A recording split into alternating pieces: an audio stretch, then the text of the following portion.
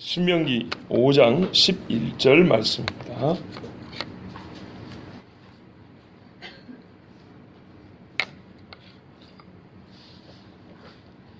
신명기 5장 11절 말씀입니다.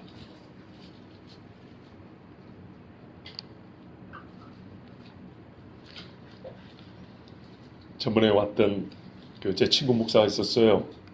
그 친구가 1년에 한 번 친구들 모이는데 와가지고 뭐라 그러냐면, 저희 교회는 50명 성도가 금요일날 30명이 모여 내가 가봤잖아 그러더라고요. 근데 오늘은 20명이군요.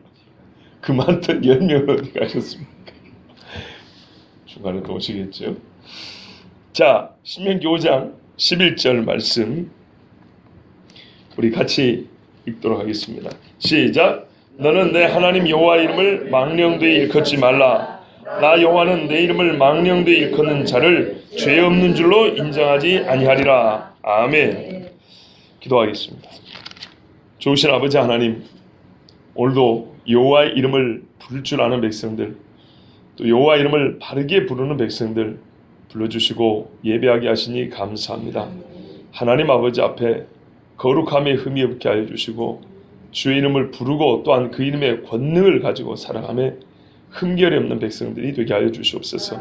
하나님을 찾는 이 시간이 얼마나 복된 시간인 것을 알게 하여 주시옵고, 이 시간이 아니었으면 내가 어쩔 뻔했는가. 정말 한 시간 예배를 더드림으로써 받는 은혜와 축복이라는 것은 이루 말할 수가 없습니다. 하나님과 가까이 함이 한 걸음이라도 가까워진다면, 세상에서 멀어지는 것이 한 걸음이라도 더 멀어질 수 있다면 이보다 더 큰 복이 없는 줄 알고 이 시간에 주께 나오기를 기뻐하는 백성들이 되게 하여 주시옵소서. 주의 말씀을 통하여 여호와의 이름을 바르게 부를 수 있도록 도와주시옵소서. 예수 그리스도 이름으로 기도하옵나이다. 아멘. 제3계명입니다. 제3계명은 하나님의 이름을 부름에 관하여 명령을 하고 있습니다. 설득 내지는 참고사항을 가르쳐준 게 아니라 명료하고 단정적으로 명령을 하고 있습니다. 여러분, 결론적으로 하나님의 이름을 사용하라는 말입니까? 하지 말라는 말입니까? 사용하라는 말입니다. 그런데 사용하지 말라는 단서가 붙어 있습니다. 이렇게는 사용하지 말라는 말입니다. 반대로 말하면 사용을 하되 이 조건을 지켜서 사용하라 이런 말입니다. 그렇죠. 조건을 지켜 사용해야 된다. 왜 그럴까요? 답은 한 가지입니다. 하나님의 이름이기 때문입니다. 여러분, 제 이름을 언제 사용하십니까? 아무 때나 쓰진 않죠. 또 별로 유익이 없는데 쓰진 않죠. 써먹을 만한 때에 꼭 그만큼. 그렇죠. 아무리 죄가 없다고 제 이름을 설마 인간이가 이렇게 부르진 않겠죠. 발음이라도 똑바로 해주시기 바랍니다. 뭐 없는 데서 그런 거는 괜찮은데 발음이 문제예요. 너무 편하게 부르지 마세요. 발음이 어렵더라도 인관으로 정확히 불러주시면 좋겠습니다. 사람의 이름도 그래요. 누군가 나의 이름을 괴상하게 불렀다거나 합당치 않게 사용했다. 누가 내 인감도장을 찍어버렸다. 그러면 어떻게 됩니까? 내 인생이 완전히 망가지는 수도 있습니다. 왜 그럴까요? 고작 그거 도장에 이름 석자 찍혔을 뿐이잖아요. 이름이 전부이기 때문입니다. 여러분, 이거 뭐라고 부릅니까, 권사님? 요거. 진짜로 필요해서 물어보는 거예요. 잘 생각 안 나시면 죄송합니다. 괜히 물어볼게요. 그러면 여러분, 요거 뭐라고 부릅니까, 이거? 피아노라 그러죠. 우리 지금부터 다르게 한번 불러보도록 하죠. 도라묵강이라 한번 부르도록 합시다.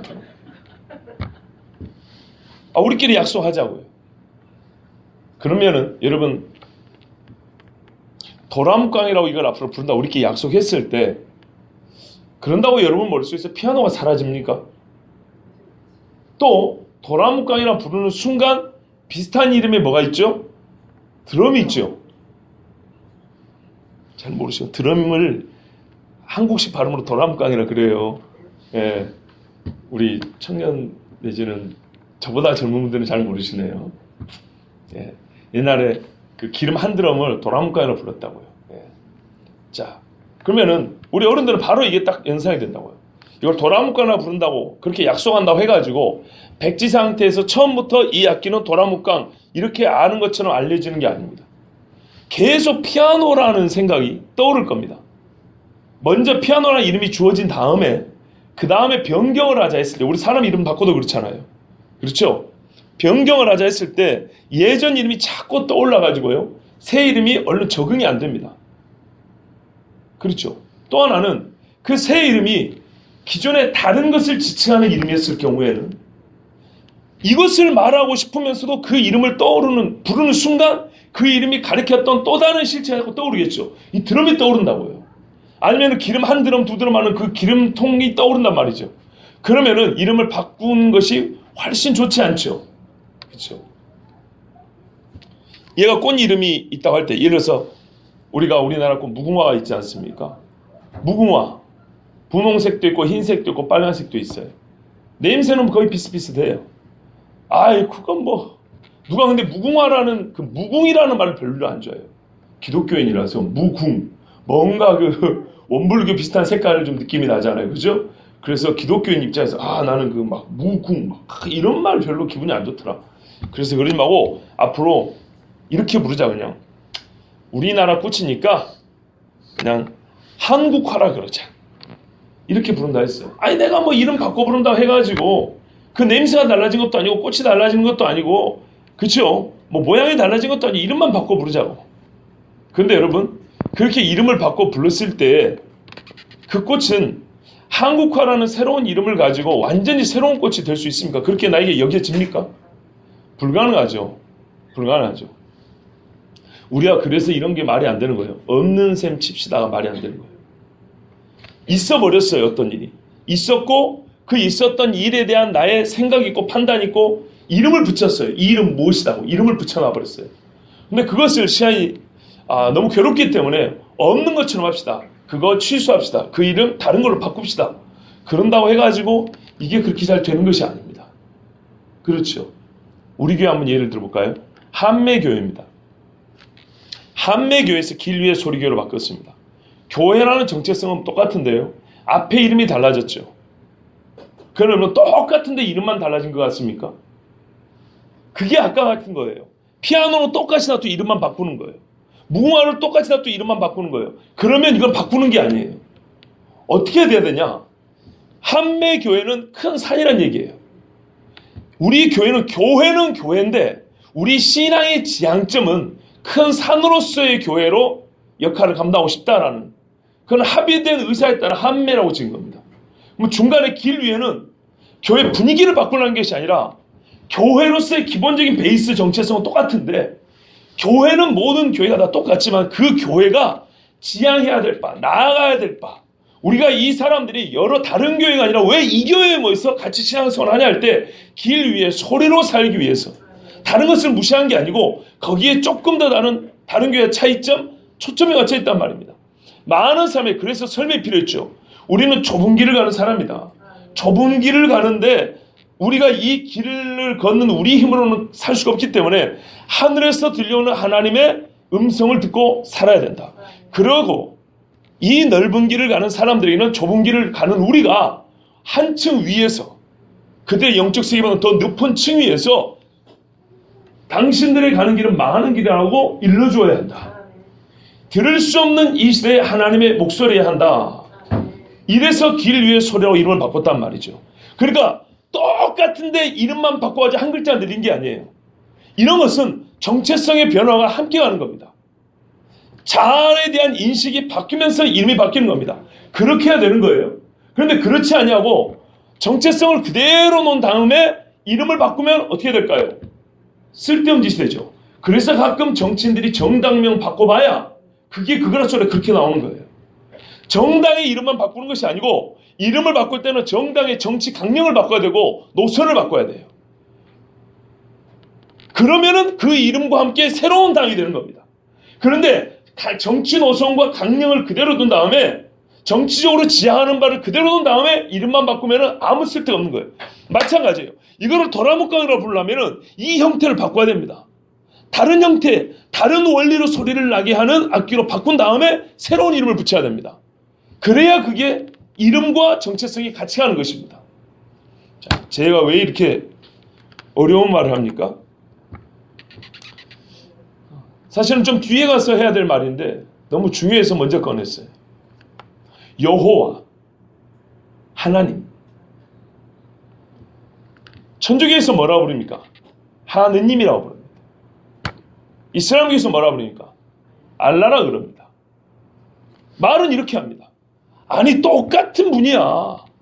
똑같은 분인데 다르게 부른 거야. 이게 성립이 돼야 안 돼요? 안 된다는 얘기예요. 이해가 되시죠? 무슨 말인지 봐보세요. 피아노를 놓고 원래 이름이 피아노예요. 그런데 똑같은 피아노인데 나는 도라음강으로 부를게. 나는 이것을 플룻이라고 부를게. 그런단 말이에요. 만약에 이 새로 붙인 이름이요. 새로 붙인 이름이 다른 것을 가리키는 이름이 아니었어요. 원래. 완전히 창의적인 새 이름이었어요. 그것도 합당할지 알지 모르는데 기존에 다른 것을 가리키는 이름이었어요. 플룻은 엄연히 가리키는 악기 이름이 있어요. 이해되시죠? 도람강, 드럼이라는 것도 엄연히 다른 악기를 가리키는 이름이 있다고요. 그것을 여기다 갖다 붙인다 해가지고 이게 새 이름이 되는 게 아니라고요. 하느님이라는 말은 성경의 신을 가리키는 것이 아니라 하늘에 있는 신을 가리키는 이름으로 이미 쓰이고 있었다는 얘기예요. 이미 쓰이고 있는 그 이름을 성경에 있는 하나님도 하늘에 있고 전지전능하기 때문에 그 능력이 비슷하기 때문에 우리가 쓰던 이름 그대로 쓰자. 이런다고 해서 하나님을 가리키는 바른 이름이 되는 게 아니란 얘기예요.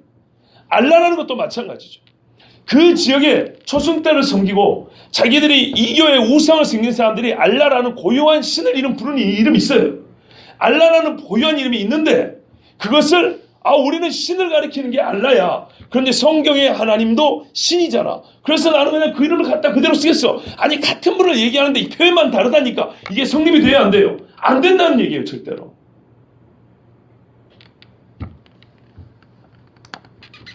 여러분 제2계명이 이래서 중요합니다. 무슨 말이냐면 제1계명과 2계명은요.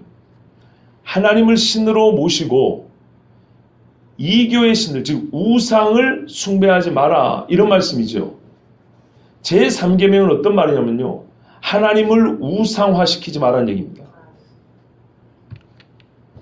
이름을 바꿈으로 해서 하나님을 다른 것으로 만들지 말라는 얘기입니다. 이게 번쩍하지 않습니까? 저만 그렇죠? 다시 말씀드릴게요. 제1계명과 2계명은 하나님 외에 다른 것을 하나님 자리에 놓지 말라는 얘기였어요. 요약하면 제3계명은 하나님을 믿는다, 섬긴다 하면서 하나님을 은근히 하나님 아닌 것의 자리로 옮겨놓지 말라는 얘기예요. 우상을 성전으로 가져와서 절해도 문제지만 하나님의 법궤를 우상단지 앞에 갖다 놔도 안 된다 이 말입니다. 하나님의 법궤는 성전에 있어야지. 다곤 신전에 거기 문 앞에 있어도 되는 게 아니란 얘기죠. 마찬가지예요. 똑같은 얘기예요. 하나님을 우상화시키지 마라. 그러므로 새 계명은 공의 여호와를 성경대로 하나님을 하나님으로 섬기라는 얘기인데요. 세 번째 계명은 하나님의 이름을 바꿈으로써 우리가 명시적으로 하나님의 형상을 만드는 사람도 있어요. 그러나 그렇지 않고 이 모든 위험을 피해갔다 했어요. 나는 다른 신들을 섬기지 않아. 그리고 나는 하나님을 형상을 만들어가지고 막 이방의 우상을 섬기는 것처럼 하나님을 섬기지 않아. 나는 이 위험한 이 시험들을 다 통과했어. 이제 나는 하나님을 바로 섬길 수 있을 것 같아. 이럴 때도 한 가지 조심해야 될 게 있다는 겁니다. 이름이에요. 형상은 이미 형상의 테스트에서 이겼어요. 형상의 테스트에서는 이겼는데 그분을 부르는 이름의 테스트에서 우리가 나도 모르는 사이에 실패하여서 하나님을 우상으로 만드는 경우가 있다 이 말입니다.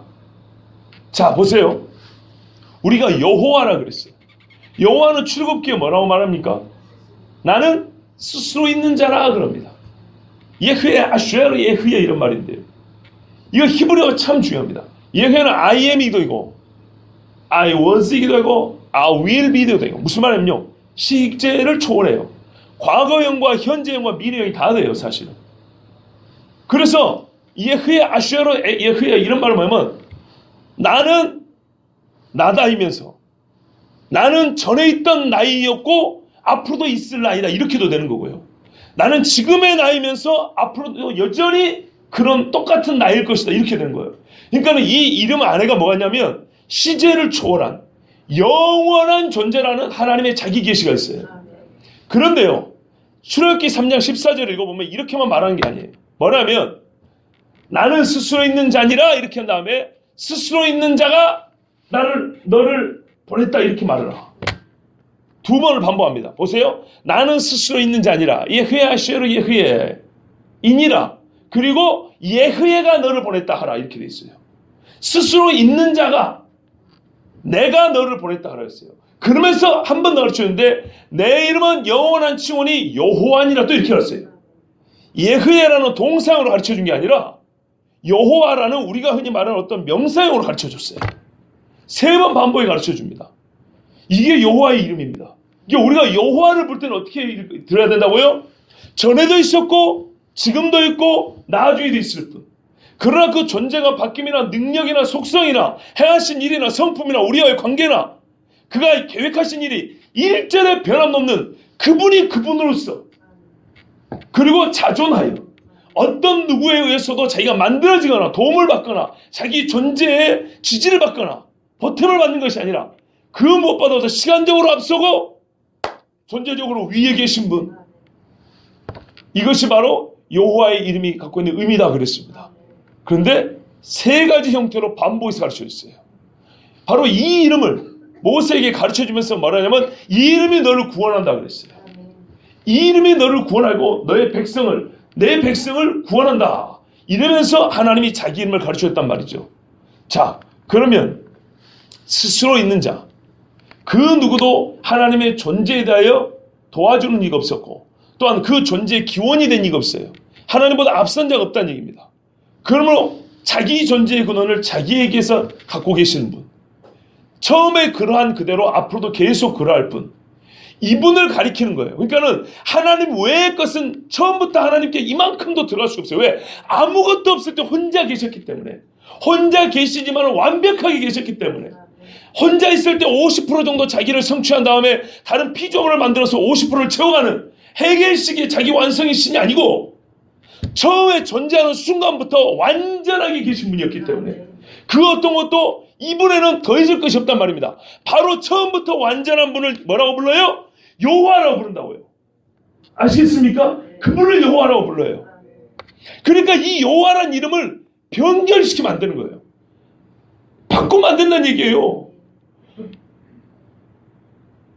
이거는 자동차 부속품이 여기 거 저기다 갖다 끼워도 되죠. 그래도 굴러갑니다. 그런데 지금 봐보세요. 한인관이는 말입니다. 동명이인이 있을지 모르지만은 1978년도 8월 15일 날 전라남도 계도 여수 계도라는 섬에서 아침 6시 40분에 해 뜰 때 태어난 놈은 나밖에 없다 이 말입니다. 이 나를 가리키는 이름이 뭐냐면 나라는 존재를 가리키는 이름이 뭐냐면 한인관이란 말이에요. 한인간이 아니고 한윤관도 아니고 한인권도 아니고 하이관도 아니고 한인관이 나란 얘기예요.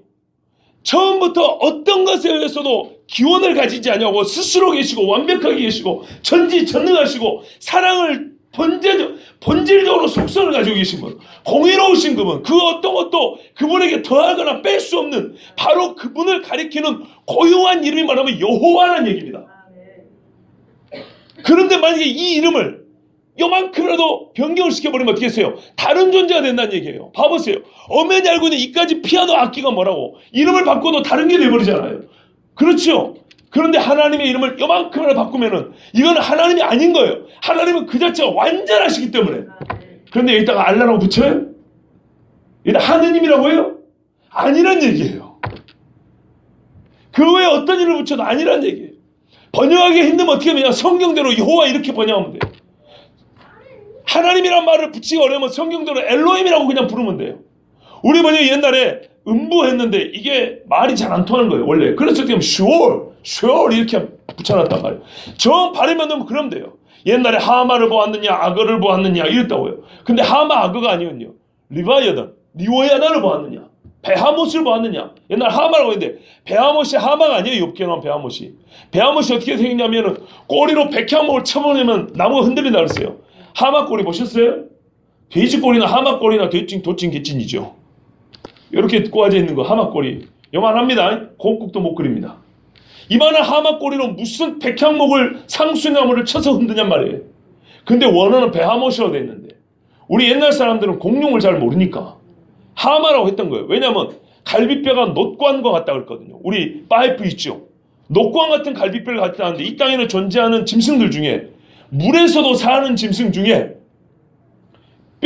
갈비뼈가 놋관 같은 짐승은 아무리 봐도 하마밖에 없는 거예요. 그래서 하마라고 이렇게 해놓은 거예요. 근데 성경에서 말하는 베하못은 하마를 얘기하는 게 아니에요. 그러니까 모르면 원어대로 하면 된다 이 말이죠. 그냥 그대로 부르면 돼요. 여러분 버스는 한국말입니까 영어입니까? 영어죠. 뭐라고 불러요? 사각 자동차? 이상한 거예요. 그래서 그대로 갖다 부르면 돼요. 버스라고 그대로 부르면 되는 거죠. 커피? 흙물? 뭔가 좀 이상하죠. 그래서 커피라고 그대로 부릅니다. 그런 것처럼 모르면은 해석하고 번역이 어려우면 여호와 이렇게 부르면 되는데 이거를 다르게 말해가지고 다른 이름을 붙여서 말하기를 우리는 성경에 말한 그분이야. 이거는 오기에 불과하다는 겁니다. 그래서 하나님의 이름은 정확하게 불러야 합니다. 정확하게 부른다.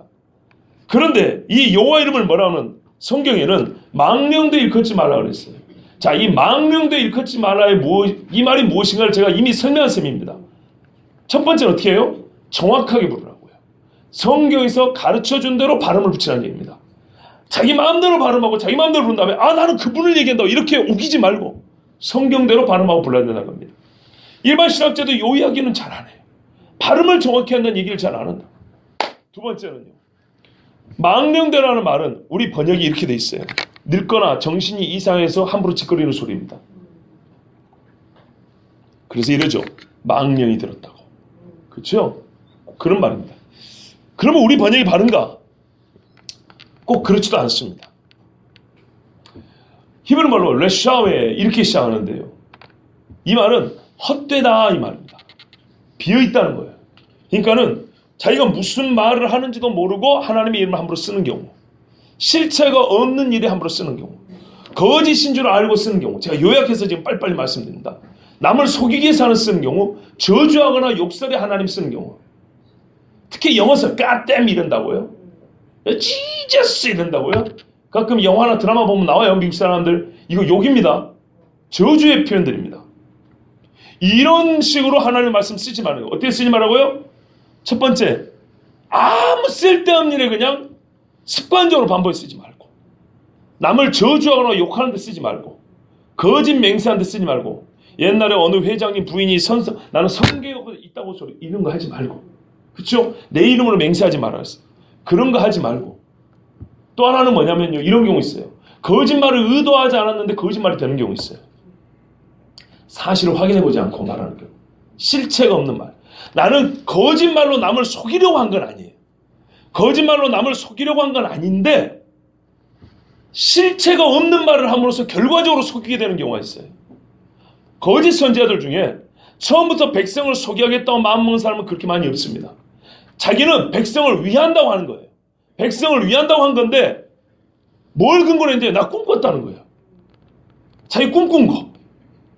자기가 광야를 걷다가 무슨 환청을 들었다는 거예요. 그러면 이거를 검증을 해봐야 되는데 그렇지 않냐고 그걸 그냥 믿어버린 거예요. 보세요. 자기 마음대로 근거를 합당한 근거라고 인정을 해버린 거예요. 내가 꿈꾼 게 합당한 근거야. 여호와의 이름을 사용할 만한.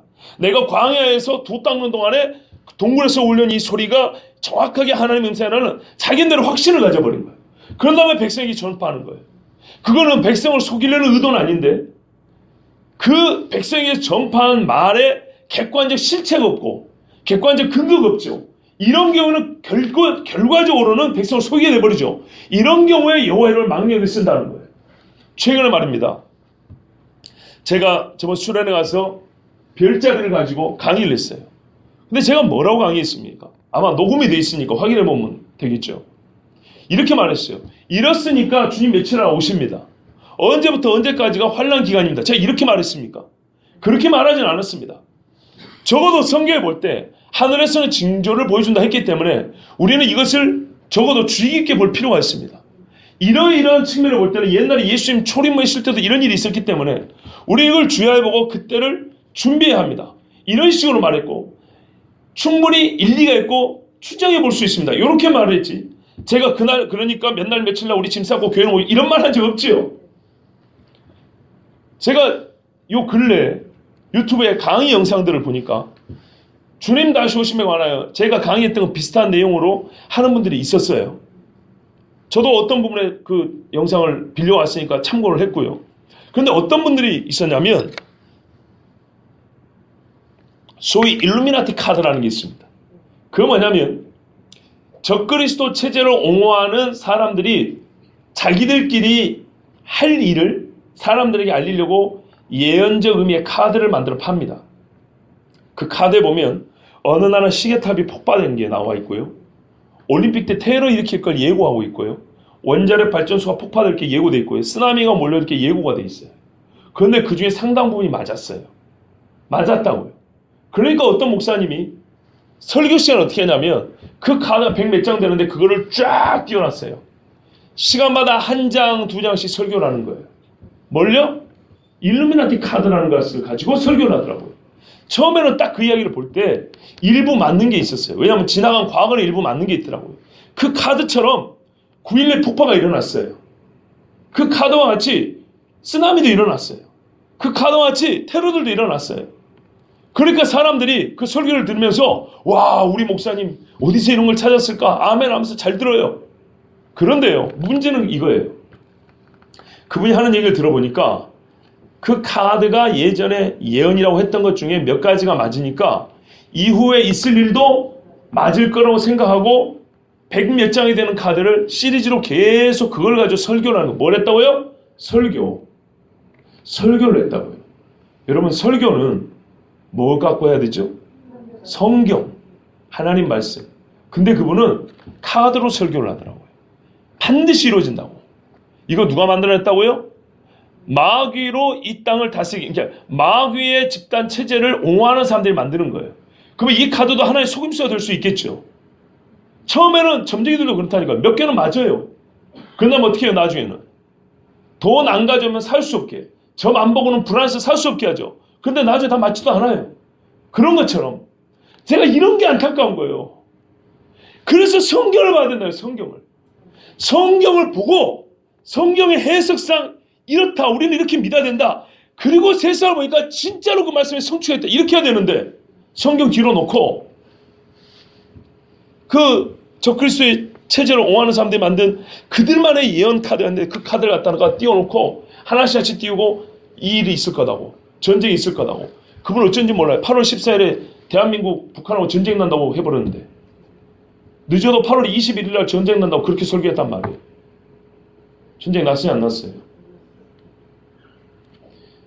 야 이거 위험하다 그랬어요. 그때가 오기 전에 그분 설교를 듣고 제일 위험한 이유는 어디 있다고요? 그게 빗나가냐 안 빗나가냐 더 큰 것은 왜 성경이 아닌 마귀를 따르는 사람들이 사람들을 속이려고 만들어놓은 카드를 가지고 그것을 예언으로 믿고 설교를 하냐는 거예요. 그러면 반드시 빗나가게 돼 있어요. 여기서부터 문제예요. 아니나 다를까 며칠이 못 가서 그 양반 지금 온라인상에서 사라졌습니다. 너무 안타까운 거예요. 상당히 똑똑한 양반이었어요. 그런데 그분이 그 카드로 앞으로 뭔 일이 있을 거다 뭔 일이 있을 거다. 아니 그 카드가 선지자의 예언입니까? 이게 예수님의 말씀입니까? 아니죠.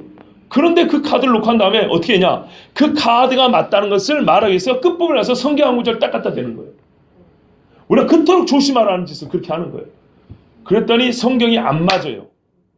내용이 안 맞아요. 억지로 한 거예요. 성경의 본문의 맥락하고 안 맞다고요. 제가 거기서 야, 이 사람 큰일 났다 생각을 했어요. 순서도 바뀌었을 뿐만 아니라 그런 식으로 순서를 바꾸니까 어떻게 돼요? 하나님 말씀도 얼렁뚱땅 또는 얼토당탄에다가 꽤 맞춘 식이 돼버린다고. 이런 식입니다. 하나님의 이름을 정확하게 쓰고 바르게 써야 되는데 때로는 의도하지 않게 이렇게 거짓 선지자가 돼버린 거예요. 봐보세요. 그분은 있잖아요. 하나님의 예언이라고 했는데 어떻게 했어요? 그 카드를 믿고 성도를 속이려는 거 아니에요. 보니까 진짜로 성도를 위해서 한 말인데 문제는 자기가 성도를 위한다고 설교를 삼는 이 말을 하는 근거가 어디냐. 근거. 근거를 성경과 하나님의 말씀에 찾아야 되는데 그렇지 않냐고 다른 데서 찾으니까 의도하지 않게 결국에는 하나님의 이름으로 축복한다 했지만 하나님의 이름으로 이 백성을 망하게 하는 꼴이 되어버렸다는 거예요. 또 하나 적극적으로 하나님을 저주한테 쓰는 거예요. 적극적으로 예수를 명하노니 가다가 확 죽어버려라 이렇게 말하는 경우 이거는 매우 조심해야 됩니다. 이렇게 쓰면 안 됩니다. 한마디로 하나님의 이름을 망령되이 부르지 말라는 건요, 어떤 특정한 행위만을 말하는 게 아닙니다. 인생의 전방위적으로 포괄적으로 입에 하나님의 이름을 합당치 않게 입술 위에 그 이름을 올려놓지 말라는, 원어는 그런 뜻입니다.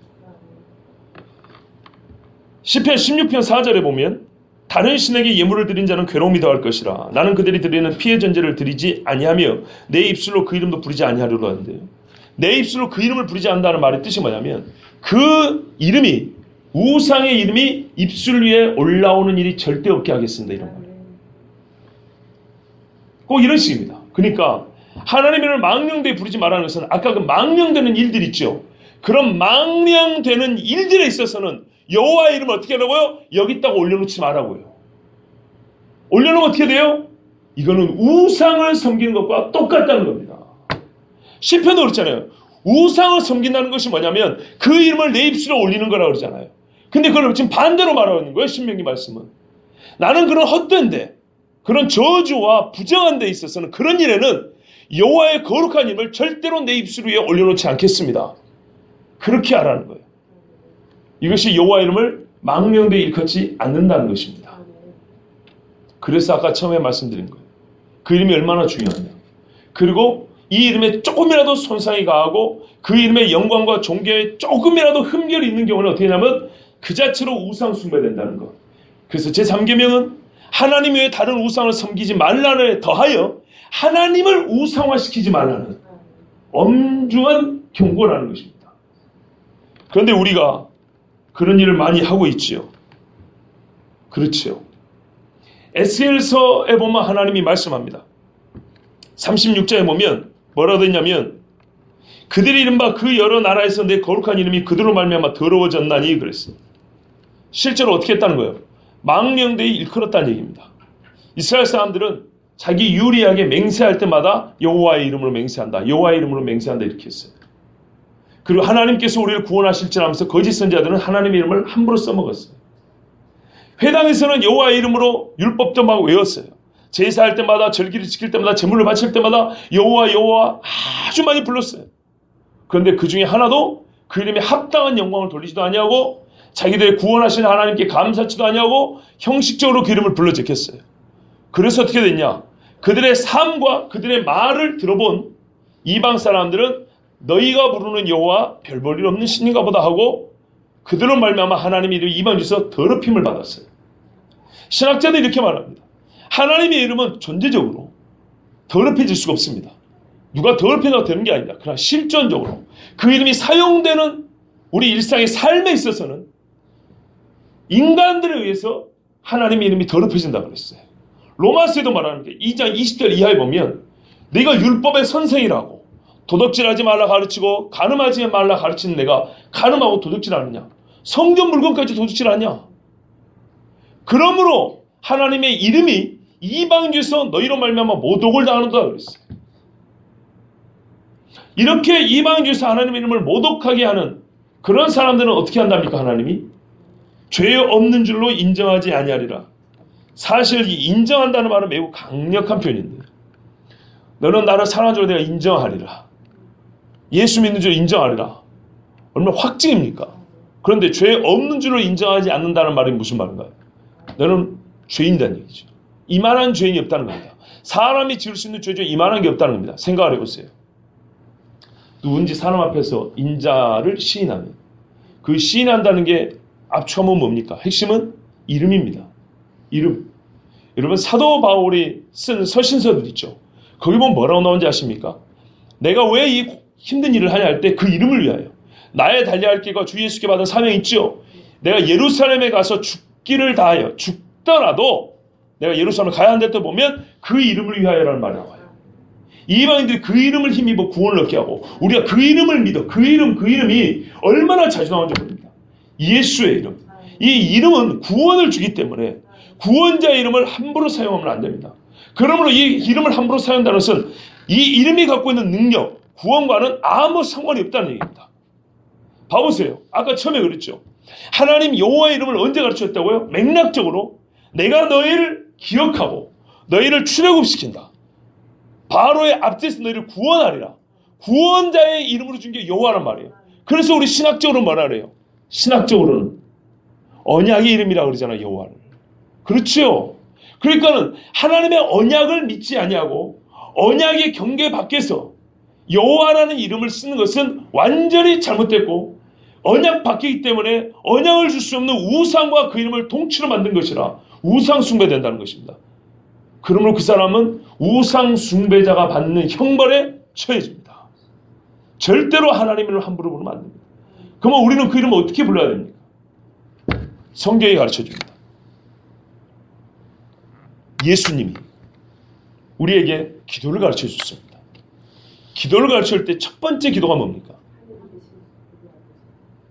그럼 부름이고요. 간구의 첫 번째. 이름이 거룩함을 받으셨고. 어떤 분들은 생각해요. 하나님의 나라가 임하옵시고 이게 아닌가요? 그게 아닙니다. 첫 번째는요. 하나님의 이름이 거룩함을 받으셨고 하나님이요 하나님의 이름에 합당한 영광과 존귀를 스스로 취하시옵소서예요. 왜냐? 우리는 그 이름에 합당한 영광을 드리기가 어렵거든요. 우리가 드리는 그 영광은 그 이름에 사실 걸맞지 않은 저급하고 보잘것없어요. 그래서 에스겔 26장이 뭐라 하냐면 아까 36장이 뭐라 하냐면 이방인들 가운데서 하나님의 백성이 그 이름을 더럽혔다 그랬죠. 그럼 그 이름이 어떻게 존귀와 거룩함을 회복하냐 할 때 에스겔 36장 23절에 이렇게 말합니다. 여러 나라 가운데서 더럽혀진 이름 곧 너희가 그들 가운데서 더럽힌 나의 큰 이름을 내가 거룩하게 할지라. 내가 그들의 눈앞에서 너희로 말미암아 나의 거룩함을 나타내리니 내가 여호와인 줄을 여러 나라 사람이 알리라. 주 여호와의 말씀이니라. 아멘. 이게 이런 말이에요. 봐보세요. 여호와가 계시고 여호와의 백성이 있잖아요. 여호와의 백성이 사는 꼴을 보니까 이방인들이 도대체 여호와를 경배할 이유가 없는 거예요. 사람들은요 여호와를 직접 알 수가 없어요. 여호와의 백성인 우리를 보고 아는 거예요. 너희로 말미암아 이방인에서 여호와 이름에 모독을 당한도다. 여호와의 백성은 여호와 이름을 모독하게 만들었어요. 더럽혔어요. 근데 하나님은 어떻게 하냐? 이 더럽혀진 이름을 스스로 거룩하게 한다 그러죠. 근데 어떻게 해요? 본문을 보시면 너희로 말미암아 돼 있어요. 너무 감사하죠. 하나님이 스스로 우리 땡겨버리고 내버려두고 스스로 영광을 나타내도 되잖아요. 불붙는 산 위에 거룩한 영광을 나타나셔도 되고 세찬 바람과 불을 보내면서 나 여호와다 이렇게 말해도 되잖아요. 그렇지 않냐고 이 백성이 다시 회개하고 돌이켜서 나의 이름을 거룩하게 하는 삶을 살게 해서 사람들이 다시 너희 하나님은 살아계신 하나님이다. 여호와가 구원이시다. 이렇게 외치게 만든다는 거예요. 이런 방식으로 자기의 이름을 거룩하게 하시는데 이 일을 누가 하신다고요? 하나님이 하신다고요. 시편 23편을 기억하십니까? 여호와는 나의 목자시니 이렇게 시작하죠. 3절에 뭐라고 되어 있어요? 여호와께서 자기 이름을 위하여 그렇죠?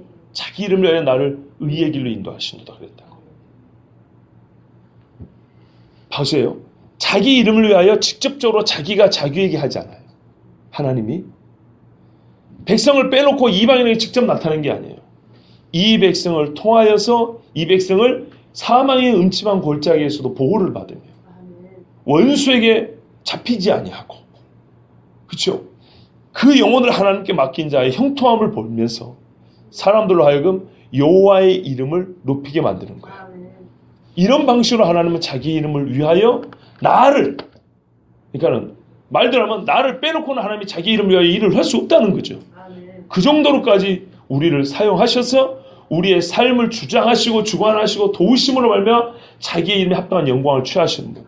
이분이 하나님이세요. 이 일을 하신다고요. 이걸 해달라고 기도를 하라는 것입니다.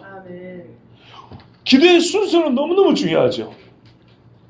이것이 갖춰지지 아니하면 나머지 기도들은 엉망이 되어버립니다. 무슨 말이냐면 기도의 지붕과 같은 거예요. 지붕. 기둥도 지붕 아래에 있는 것이고요. 그 집안의 방들고 세간살도 전부 다 지붕 아래에 있는 것입니다. 이 기도의 크기, 이 기도의 모양, 이 기도의 성질은요, 지붕의 재료와 지붕의 크기와 지붕의 모양에 달려 있습니다. 그리스도인이 하는 기도는 어떻게 되냐면 여호와의 이름이 거룩함을 받으시오며 라는 지붕 아래에 있는 집과 같은 것입니다. 그렇게 기도하라는 겁니다. 우리 보고. 아하, 하나님의 이름을 망령되이 일컫지 아니하고 그 이름을 합당하게 부르려면 이것이 가만히 있어도 우리는 인간의 욕심에 따라서 자동적으로 하나님의 이름을 망령되이 부르는 미혹으로 미끄러지기 때문에 우리는 매번에 기도할 때마다 하나님 아버지의 이름을 아버지께서 스스로 거룩히 여김을 받으시옵소서. 그 일에 나의 이 기도가 그 최종의 목적에 맞게 내 기도를 인도하여 주시옵소서. 나의 삶을 그렇게 붙잡아 주시옵소서. 이렇게 기도하라 그랬어요. 그러므로 하나님의 이름을 망령되이 일컫지 않는다는 것은 첫 번째로 주여 주께서 주의 이름에 합당한 영광을 취하셨고 하나님의 이름에 거룩한 사람인 죄인인 나로 말미암아 실추되고 더럽혀진 그 이름을 하나님 먼저 거룩하게 하시옵소서. 이것이 이 시대 죄인들이 사는 이 악한 세대를 살아가는 그리스도인들이 먼저 구해야 될 기도고요. 이 계명의 실천의 첫 번째입니다. 그리고 아까 잘못된 것들 있죠. 자기 욕심을 위하여 거짓말, 저주하고 남을 속이고 그럴듯하게 신앙의 위선을 가장할 때 하나님의 이름을 사용하는 것. 절대로 그렇게 하면 안 됩니다. 그리고 좀 더 적극적으로 하면 성경이 이렇게 되어 있어요. 시편 9편 10절에는 여호와를 신뢰하리니 주의 이름을 아는 자들은 주를 신뢰하리니 주께서 주를 찾는 자를 버리지 아니하셨나이다 이렇게 되어 있어요. 무슨 말이냐면 우리는 그 이름을 바르게 알기를 힘써야 돼요. 시편 83편 16절에는 오 주여 오 여호와여 그들의 얼굴에 수치가 가득하게 하사 그들이 주의 이름을 찾게 하소서 그랬어요. 하나님의 이름을 우리는 한 번 듣고 만 것이 아니라 우리 매사에 모든 삶에 있어서 성경에 말한 여호와 그분에게 구원을 구해야 된다. 그분을 찾아야 된다. 이것이 그 이름을 바르게 쓰는 것입니다. 또 여러 군데 있지만 한 두 가지만 더 하면 시편 20편 7절에는 어떤 사람들은 병거를 어떤 사람들은 말을 신뢰한다고 했어요. 그러나 우리는 우리 주 하나님의 이름을 기억한다. 우리 주 하나님의 이름을 자랑한다 그랬어요. 사람들이 자기의 힘을 과시할 때 뭐라고 우리는 해야 되냐면 다른 것으로 자랑하는 게 아니에요. 우리 교회 이렇게 크다? 우리 교회 돈 많은 사람 많다. 야 우리 교회 의사 있어 판사 있어 이런 게 아니고요. 나는 하나님의 이름을 자랑하려한다. 너 하나님이 누군 줄 아냐? 이렇게 하나님의 이름을 쓰라는 겁니다. 또 하나님의 이름을 영원히 높여 찬송해야 합니다. 시편 145편에 오 왕이신 나의 하나님이여 내가 주를 높이고 영원토록 주의 이름을 찬송하리이다. 이 할렐루야 시편들이잖아요. 뒤에 가면 하나님의 이름을 높여드리는 것이 이 시의 대부분의 주제들입니다. 여호와의 이름을 바로 쓴다는 것은 뭐냐면 그 이름의 거룩함에 합당하며 그가 하신 일, 즉 구원에 관하여 그 이름을 사용해야 한다. 그 이름을 불러야 합니다. 그리고 그가 하신 일을 돌이켜보면서 합당한 찬송과 영광을 돌려드려야 합니다. 오늘 제가 여러분에게 설교한 것은 최소한입니다. 사실은 최소한입니다. 만약에 이렇게 하지 않는다면 죄 없는 줄로 인정하지 아니하리라. 반드시 저주를 받을 것입니다. 반드시 저주를 받을 것입니다.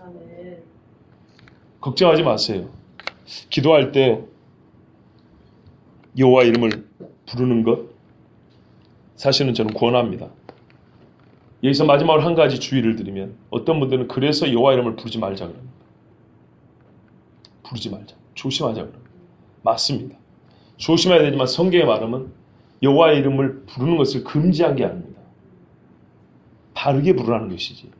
바르게 부르면 복이 되고 바르지 않게 부르면 저주가 되기 때문에 바르게 부르라는 것이고 바르게 부르지 않을 때는 왜 저주가 되냐면 하나님을 하나님 아는 것으로 바꾸는 이름은 전부니까 하나님 아는 것으로 바꾸는 죄가 되기 때문에 저주가 된다는 겁니다.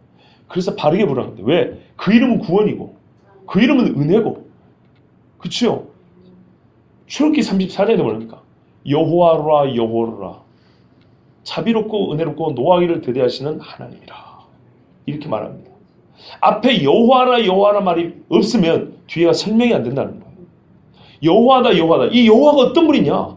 자비롭고 은혜롭고 노하기를 더디하며 인자와 긍휼이 많으신 하나님이로다. 이 여호와의 설명이에요. 그러니까 인자와 긍휼을 구할 이름은 여호와밖에 없는 것이고, 죄 용서를 구할 이름도 여호와밖에 없는 것이고, 그래서 예수님 나사렛 예수 유대인의 왕을 모아보면 어떻게 나와요? 여호와가 나온다 그랬지 않습니까? 그 이름을 반드시 불러야 돼요. 누구든지 주의 이름을 부른 자는 구원을 얻으리라. 구약으로 말하면 어떻게 해요? 여호와를 부른 자는 거예요. 신약에서는 예수를 부른다는 거예요. 예수의 이름이 바로 여호와이지 않습니까? 즉 하나님의 이름을 부른 자가 구원을 얻는 거예요. 그런데 왜 하나님의 이름을 부르면 안 됩니까? 이것은 잘못이에요. 지나치게 겸손한 거예요. 그래서 발음도 잊어버렸잖아요. 히브리인들이 이게 참 안타까웠던 겁니다. 봐보세요 여러분. 모세에게 물어볼 거라는 거예요. 하나님, 저 백성들이 이 기가 막힌 환경에서, 이 처지, 종의 처지에서 우리를 구원한다고 할 때 믿겠습니까? 보내서 왔다는데 그럼 누가 보냈다고 물을 거 아니겠습니까? 뭐라고 얘기할까요? 했더니 여호와라 이름을 가르쳐줬죠. 그러면 알아듣는다는 얘기죠. 그럼 이 백성이 그 전에 이 여호와라는 이름을 들은 적이 있다는 거예요? 없다는 거예요? 있다는 얘기입니다. 어떤 이름으로요? 바로 이 약속을 하신 분으로, 구원하신 분으로 알고 있었다는 얘기입니다. 엄밀히 말하면 그 이름이 알려지지 않았다면 출애굽은 없습니다.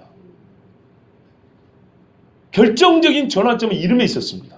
모세도 가기 싫으니까 결정적으로 대답 안 줄 걸로 알고 물어봤더니 이름이 뭐냐고, 안 가르쳐주면 뭐 됐고요, 이렇게 하려고 그랬던데 하나님 가르쳐줘 버렸단 말이에요. 약간의 우스개지만 이건 사실입니다. 모세는 가고 싶지 않아서 물어본 겁니다. 빌미를 얻으려고. 그런데 이 안에 감춰진 사실, 이스라엘 백성이라면 약속의 이름, 언약의 이름을 알고 있다는 것입니다. 그러므로 여호와는 불러야 됩니다. 사람의 유전을 따라 이스라엘 사람들은 너무 조심한다고 아도나이로 바꿔버렸어요. 발음이 그게 아닙니다. 아도나이는 나의 주님입니다. 이렇게 바꿔버린 거예요. 그러니까 나중에 발음을 몰라고 요즘에 야훼니, 야훼니 이렇게 막 이상하게 부르죠. 그것이 아니라는 겁니다. 성경에서 하나님의 이름을, 이 여호와를 가장 적합하게 부르는 신뢰를 한 가지 더 말씀드리고 설교를 마칩니다. 성경에서는요, 여호와라는 이름을 바르게 부르면서 실제로 어떻게 부를 때가 가장 온전하고 바른 것인지 가르쳐주는 예가 몇 가지 있는데요. 예를 들면 이런 겁니다. 여호와의 산에서 준비되리라 하여 여호와 이레라 불렀더라. 이럴 때 여호와를 부르는 겁니다. 하나님께서 여기 계시는구나. 여호와에 거하시는 곳이로다. 여호와 쌈마라 부릅니다. 승리다. 여호와 니시라 부릅니다. 그렇죠? 여호와는 우리를 치료하는 여호와라 해서 여호와 라파라 부르고, 나의 목자, 그래서 어떻게 해요? 여호와 로이라 부릅니다. 성경이 실제로 가르쳐줍니다. 아시겠죠? 임마누엘을 말할 때 여호와를 불러라. 우리의 구원을 예비하시는 분을 부를 때 여호와를 불러라. 마귀에서 승리하는 분을, 우리의 영혼에 승리를 주시는 분을 부를 때 여호와 이름을 불러라. 나의 삶을 인도하시고 삶의 음침한 골짜기에서 생길로 인도하시는 목자이신 분을 부를 때 여호와를 불러라, 이렇게 하는 겁니다. 그럴 때는 반드시 여호와 외에는 다른 이름을 붙이면 안 됩니다.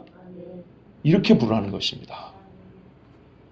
그래서 여러분, 저와 여러분, 우리 교회는요, 여호와의 이름이죠. 하나님의 이름인 여호와를 바르게 부르는 교회가 되길 바랍니다. 발음에서부터 그 의미와 사용까지 가장 성경적으로 여호와를 불러서 성경이 말씀하는 그 여호와의 이름이 갖고 있는 거룩함과 구원과 승리가 우리 것이 되기를 원합니다. 그리고 혹이라도 여호와 이름을 잘못 부르는 분들에게는 가르쳐 주시기 바랍니다. 그것은 하나님을 우상화시키는 거라고. 그리고 우리는 여호와의 이름을 거룩하게 여기기 위해서 더욱 성경을 통해서 하나님의 이름을 깊이 알고, 여호와를 알자 힘써 알자 그러죠. 여호와의 무엇이 아니고 여호와를 알자 그러잖아요. 그 이름을 우리가 힘써 알고 여호와 하나님과 더 깊은 친밀한 교제로, 또한 우리 삶이 그 여호와의 이름이, 하나님의 이름 여호와가 나로 인하여 모독을 당한 일이 없도록 진실로 그 이름에 합당한 백성으로 살아야 되겠습니다. 우리 함께